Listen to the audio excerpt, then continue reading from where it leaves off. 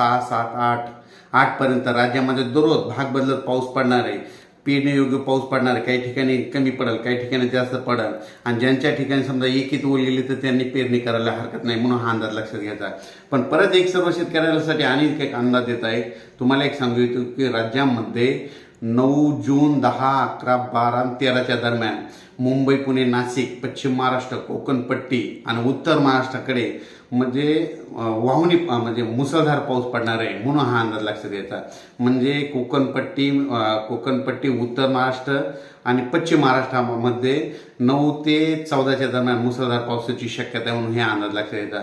पण तरी पण एकंदरीत परिस्थिती बघितली तर राज्यामध्ये आज 5 जून पासून ते जवळपास 14 जून पर्यंत राज्यात दररोज एक दिवस आज येणार, दुसऱ्या दिवशी परत नसेल, तिसऱ्या दिवस एक दिवस म्हणजे दररोज भाग बदलत पाऊस पडणार आहे, म्हणून हा अंदाज लक्षात घ्यायचा.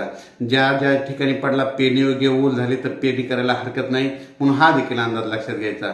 राज्यात सांगायचं झालं तर काय झालं की म्हणजे दररोज काय होईल, वेगवेगळ्या भागात पाऊस पडायला आहे, म्हणून हे देखील सांगू इच्छितो. राज्यात 5 जून पासून ते 8 जून पर्यंत कोणत्या कोणत्या जिल्ह्यात पाऊस पडणार आहे, पण एक दररोज भाग बदलत पडणार आहे, म्हणून हे अंदाज लक्षात घ्यायचा. सांगायचं झालं तर सातारा, सांगली, सोलापूर, कोल्हापूर, तसेच उत्तर महाराष्ट्रामध्ये नाशिक, धुळे, नंदुरबार, जळगाव, त्याच्यानंतर संभाजीनगर, जालना, बीड, परभणी, तसेच लातूर, नांदेड, हिंगोली, यवतमाळ, वाशिम, बुलढाणा, अकोला, अमरावती, त्याच्यानंतर उस्मानाबाद, लातूर, त्याच्यानंतर तो पाऊस तसेच सोलापूर, पंढरपूर असा ह्या भागामध्ये जरा चांगला पडणार आहे. ह्यामध्ये 5 जून ते 8 जून दरम्यान. पण त्याच्यानंतर 9 जून पासून ते 13 जून पर्यंत राज्यामध्ये काही काही भागामध्ये जोरदार पाऊस पडणार आहे. त्या जिल्ह्याचे नाव सांगतो. 9 जून पासून ते 14 जून दरम्यान म्हणजे वडी नाली वाहतील असा पाऊस पडणार आहे. त्याच्यामध्ये जिल्ह्याचं नाव सांगतो.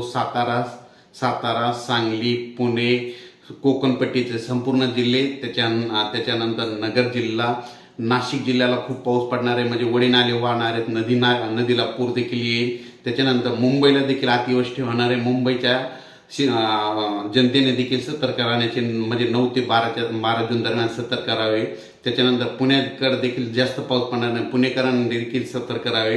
कोकणपट्टीमध्ये देखील मुसळधार पाऊस पडणार आहे, म्हणून कोकणपट्टीवाल्यांनी सतर्क राहावे. तसेच धुळे, नंदुरबार, जळगाव ह्या भागात जरी जोरदार पाऊस पडणार आहे, वडी नाले वाहणारा पाऊस पडणार आहे. तो पाऊस नगरपर्यंत येणार आहे, संभाजीनगरपर्यंत येणार आहे आणि त्यात बीड जिल्ह्यापर्यंत येणार आहे, परभणीपर्यंत येणार आहे, म्हणून हा अंदाज लक्षात घ्यायचा.